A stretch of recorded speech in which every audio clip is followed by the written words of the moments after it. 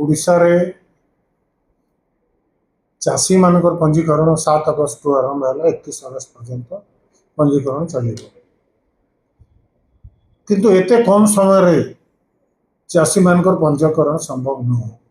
ता कारण है सरकार को द्वारा लगा जाइथिबा विशेष कटकणा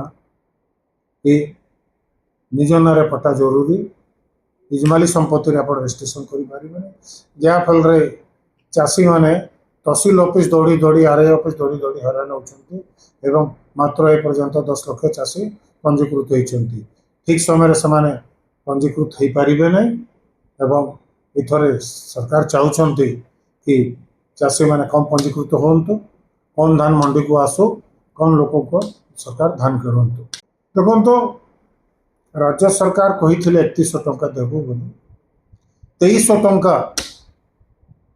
2300 टंका धान रो एमएसपी दौरान किंतु दुई थर धान रो समर्थन मूल्य केंद्र बढ़ेला पर भी राज्य सरकार दौ ना मंडी रे कटनी छटनी हो 8 केजी 10 केजी एवं धान भी सब उठे पारना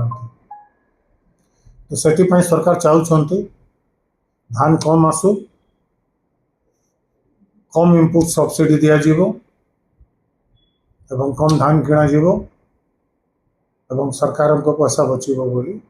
राज्य सरकार ये व्यवस्था कर।